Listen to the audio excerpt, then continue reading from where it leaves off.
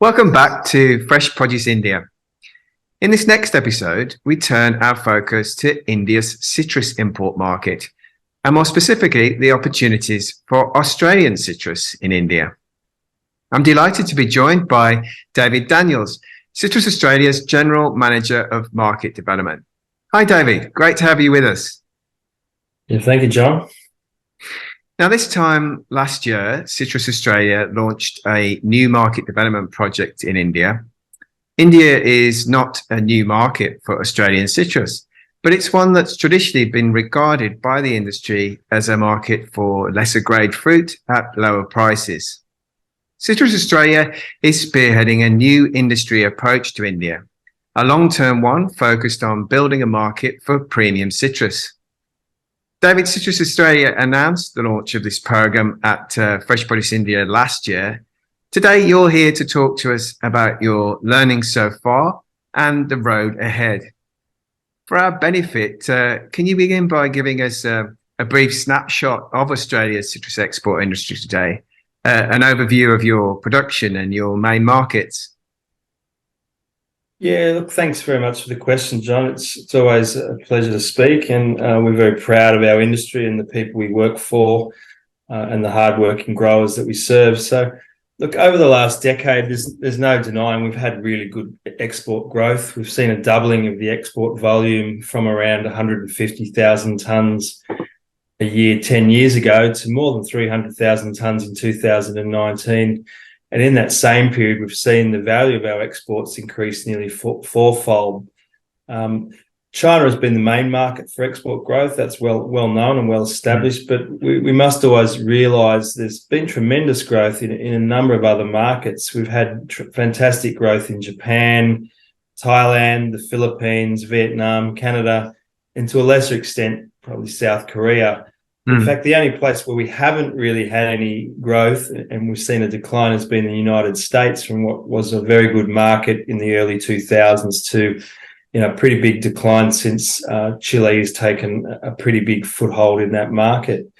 Look, we have a saying that a rising tide lifts all boats, and the insatiable appetite and strong demand for our citrus in China has really lifted returns across all markets. And this is obviously really important to us as we see increased volumes coming on over the next few years. Now, for the last 10 years, Nathan, my CEO, and I, we've usually worked with a figure of around 750,000 tonnes produced annually and up to around 850 in a big year. But we're now saying that's closer to 1 million tonnes. It's not inconceivable to think that in just a few years, probably over the next 5 years, we'll see about 1.2 million tonnes available for market of Australian citrus as the new trees that we know have come through the nursery system. We've seen young trees planted. We see young trees in the ground now. So certainly, all that fruit comes into all those trees come into full production, we'll head close to about 1.2 million tonnes. Right. And now China has developed very quickly into your biggest and most lucrative market over the last decade. But the past few years have thrown up significant challenges there with COVID-19 and diplomatic tensions. What prompted the move to develop the Indian market? Is it all about diversifying your export markets? Yeah, look, as you rightly point out, and as I just spoke a moment ago, we've enjoyed some really buoyant times, and it's a bit of a two-edged sword, I suppose, particularly in Asia, and this has been lifted up by our success in China. And of course, that success has led to an enormous amount of interest in our industry from even growers of other crops in Australia. And we witnessed a large amount of investment, both in plantings and other capital equipment in our industry. So we've seen, most of the packing houses have upgraded with much more modern machinery. As I pointed out, we've seen a lot of trees go in the ground. We've still got young trees in the ground. So on that basis, we've got fairly strong volumes of fruit coming on as those trees enter into production. And we always knew this was coming. We could see it. We knew there was years where the nurserymen couldn't keep up, especially in those really buoyant years with China prior to COVID. And so, irrespective of COVID and the geopolitical tensions we've seen over the last couple of years with China, we knew that we couldn't simply rest on our laurels and expect that China will just simply take up that additional volume. We had to keep examining options for growth in all of our markets. And look, obviously, India seems like a likely candidate due to its sheer size and growing economy. We just certainly can't afford to overlook India as a potential market for growth. And it's got all the usual signs of a market with strong potential: expanding middle class, big population, rapid urbanisation. And we'll talk more about those things in a moment.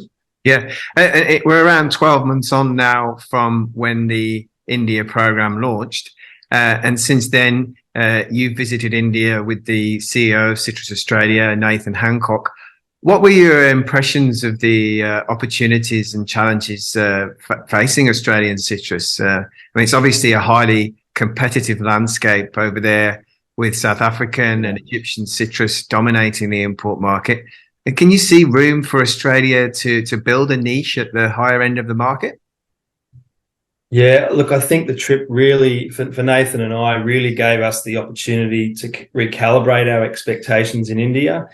As I pointed out, we saw a lot of success over the last 10 years, and most of that success was really rapid. We saw China doubling of volume into China and other markets in successive years, and I suppose we had expectations that we could give the industry a shot in the arm and see some rapid growth in India, especially with the excitement around the free trade agreement.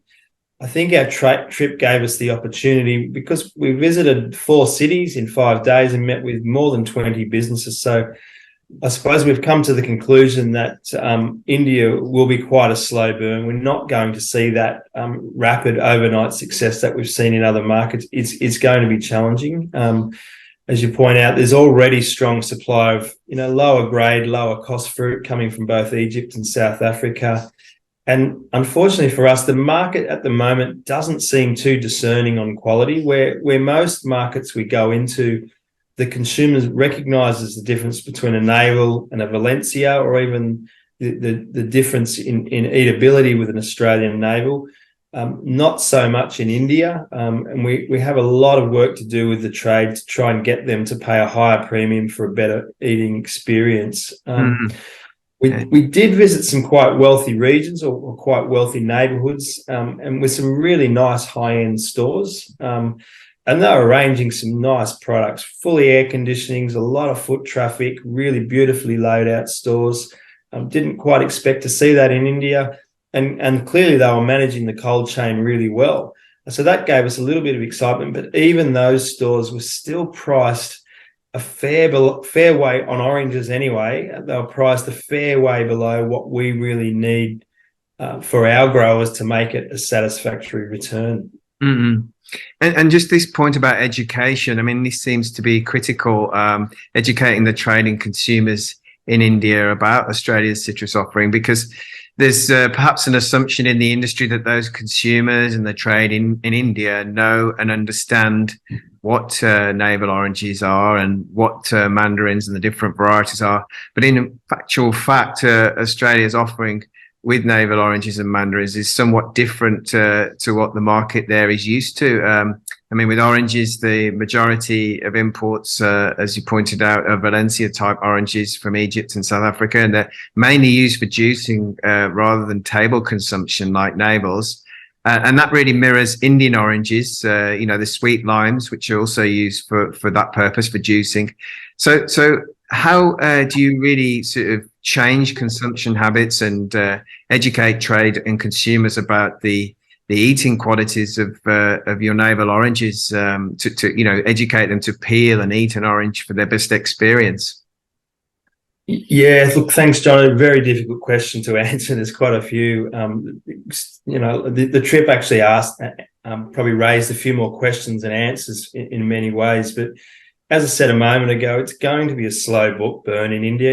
In all likelihood, it will be difficult to convince the trade there to take full container loads of premium Class 1 fruit at a much higher premium compared to what they're already paying. And there's been a long culture of that. They've been trading for a lot of years. I think it will be more a case of sort of mixed manifests whereby they might take 4 or so pallets in each load at a higher price and try and market that fruit into a different niche within India. And I think slowly they'll realize that there's better profitability in that fruit at a higher value, and better profitability in a higher value fruit, and those volumes will inevitably build. But again, it's probably only going to happen quite slowly.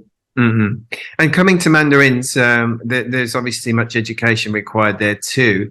I mean, we understand one buyer you met had thought that mandarins were a small orange. So this, clearly work to be done there. What are the main varieties in mandarins that Australia is supplying to India? And perhaps you could speak to some of their unique attributes and how you see the commercial prospects for them in India.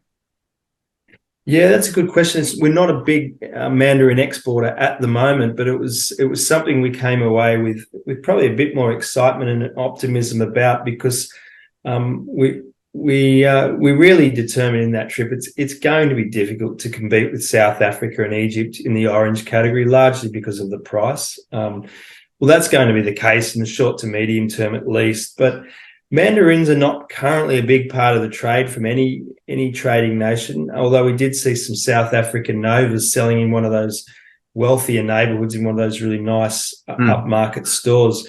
They were selling for pretty good money. And, as I said, that made us a bit optimistic, because it was the price tag they had on there was good money. And we tasted that fruit. Look, it wasn't the best. It was good enough, but we firmly believe our Aphoras are a much better quality offering than that. Our eating qualities are far superior. Cosmetically, they're a wonderful piece of fruit. They got that deep burnt orange color compared to the Nova. So if they were paying pretty good money for Novas, our Aphoras would most certainly be able to compete well at the same sort of prices as we saw. As I said, at the moment, volumes are low, but even if we could build the trade up to just a couple of hundred containers a year, that would make a pretty good dent in our national mandarin crop. Mm-hmm. Great. And diplomatic relations between Australia and India have obviously strengthened a lot. Your Prime Minister, Anthony Albanese, recently led a delegation to India, where he met with his counterpart, Narendra Modi. And the two nations last year signed the Australia-India Economic Cooperation and Trade Agreement, ECTA. That ECTA has already gone into effect. It's halved the tariff on Australian oranges and mandarins from 30% to 15%.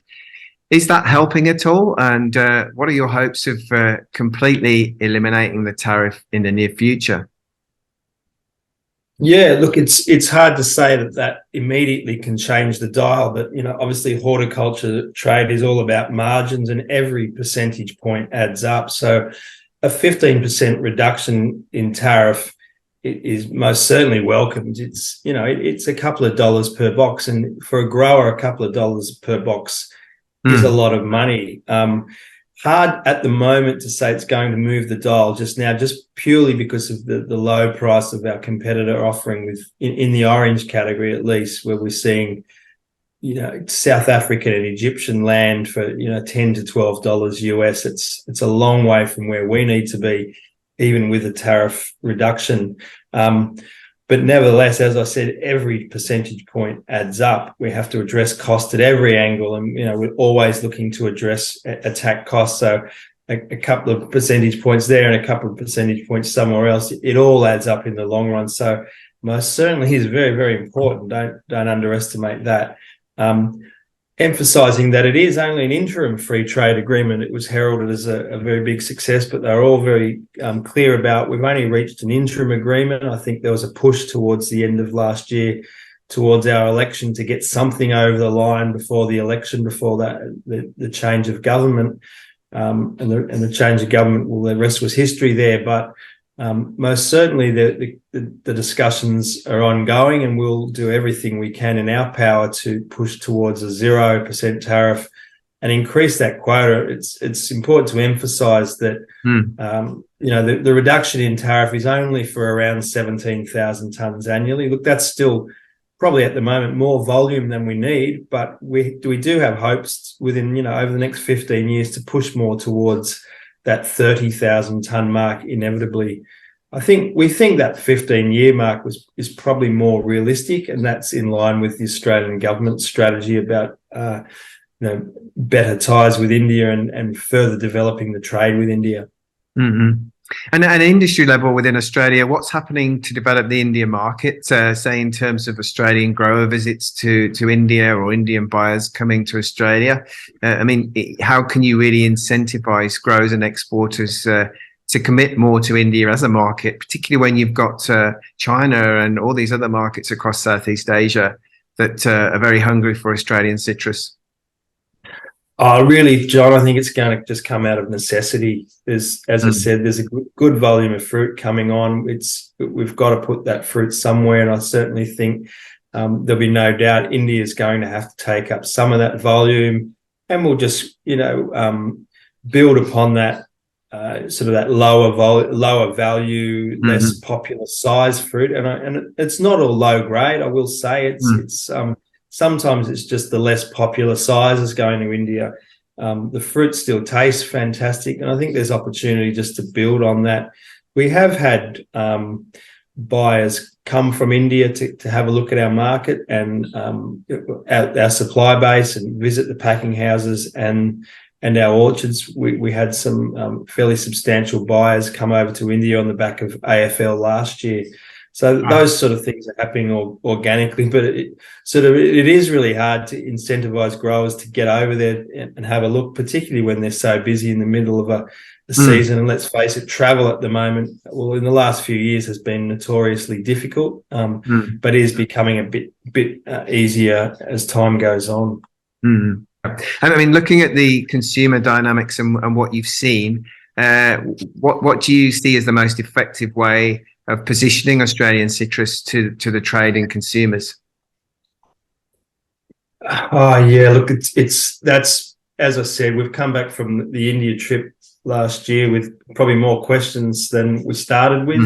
It is really difficult. Like, how do we reach those? There's 1.4 billion people in India spread out over a very vast area. How do we reach them? That is a very difficult question. I think therein lies the challenges for us, John. Like, prior to our trip, we'd done our homework and we'd read a lot of those high-level reports and things that we would find online. And we were told that modern retail is on its way to India and it's coming and it's developing, and that e-commerce will become more and more important. But when we got there last year, we didn't see a lot of evidence of that. We'd actually saw that modern retail had come and gone. A few multinational retailers had a crack at the Indian market but found it too difficult. E-commerce was not really a big thing. It is there, no doubt, with businesses like Big Basket and Ninja Cart, but it still represents a very, very small portion of the trade, and still dominated by those pushcart vendors or mum and pop stores. And there's a whole culture there that of the way people shop, and the food purchases are the responsibility of domestic helpers. And there's a culture there where they've shopped at the same street hawker for many, many years, and that's just the way it is. So how we change that or how we reach those consumers and how we reach the decision maker is really, really hard, because the consumer who inevitably eats the fruit or eats the food isn't always the person that makes the purchase or the purchasing decision. So, look, I don't really have a great answer for that right now, John, and I suppose we don't expect to get that in a single trip to a difficult market to influence. But on a final note, then, how do you see India developing? You've mentioned it's a slow burn, but overall, how do you see it developing as a market for Australian citrus in the years to come? And what are the key opportunities and challenges? Look, as I said, every market's important, and even the markets for that lower grade, less popular fruit, it's still important. So it's already a big part of the mix now.